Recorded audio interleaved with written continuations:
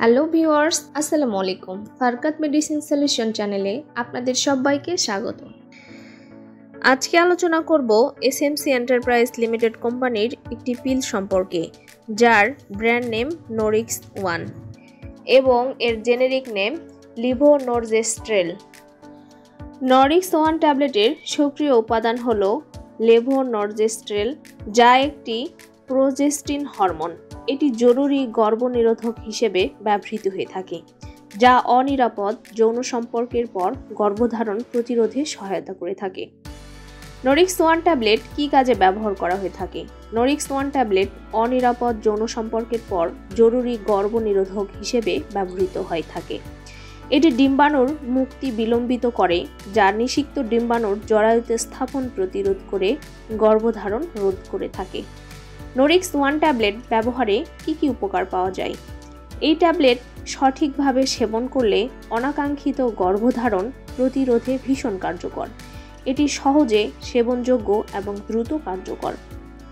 নরিক্স one tablet খাওয়ার সঠিক নিয়ম: অনিরাপদ যৌন সম্পর্কের পর যত দ্রুত সম্ভব সর্বোচ্চ 72 ঘন্টার মধ্যে নরিক্স ওয়ান ট্যাবলেট সেবন করা উচিত, তবে 12 ঘন্টার মধ্যে সেবন করলে কার্যকারিতা সর্বোচ্চ হয়ে থাকে।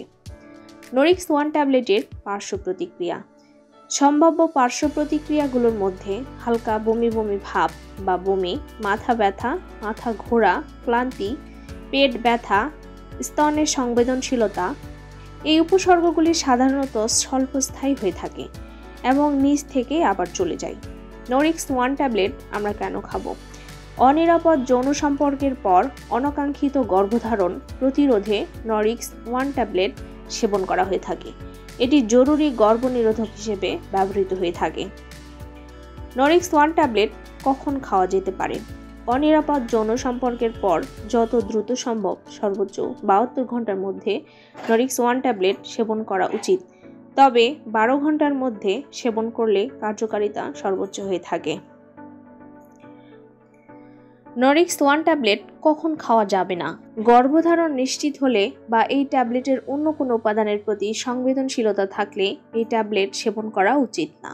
নরিক্স ওয়ান ট্যাবলেটের ব্যবহার বিধি: একটি ট্যাবলেট 1 গ্লাস পানির সাথে সেবন করতে হবে। সেবনের 3 ঘন্টার মধ্যে বমি হলে আরেকটি ট্যাবলেট সেবন করা উচিত। নরিক্স ট্যাবলেটের কিছু সতর্কতা ও পরামর্শ: নরিক্স ওয়ান ট্যাবলেট নিয়মিত গর্ভনিরোধক পদ্ধতি নয়, এটি শুধুমাত্র জরুরি পরিস্থিতিতে ব্যবহৃত হয়। এই ট্যাবলেট যৌনবাহিত রোগ প্রতিরোধ করে না। সেবনের পর মাসিক চক্রে পরিবর্তন হতে পারে। মাসিক দেরি হলে গর্ভধারণ পরীক্ষা করা উচিত। যদি অতীতে অ্যাক্টোপিক প্রেগন্যান্সি বা পেলভিক ইনফ্লেমেটরি ডিজিজ হয়ে থাকে, তবে এই ট্যাবলেট সেবনের আগে চিকিৎসকের পরামর্শ নিতে হবে। আপনাদের যে কোনো সমস্যায় অবশ্যই ডাক্তারের পরামর্শ অনুযায়ী মেডিসিন সেবন করা উচিত। প্রতিটি ওষুধ আলো থেকে দূরে ও শুষ্ক স্থানে রাখুন এবং শিশুদের নাগালের বাইরে রাখুন। আমার ভিডিওটি আপনাদের ভালো লেগে থাকলে এবং নতুন আরো ভিডিও পেতে চাইলে লাইক, কমেন্ট, শেয়ার এবং সাবস্ক্রাইব করে পাশেই থাকুন। ধন্যবাদ সবাই।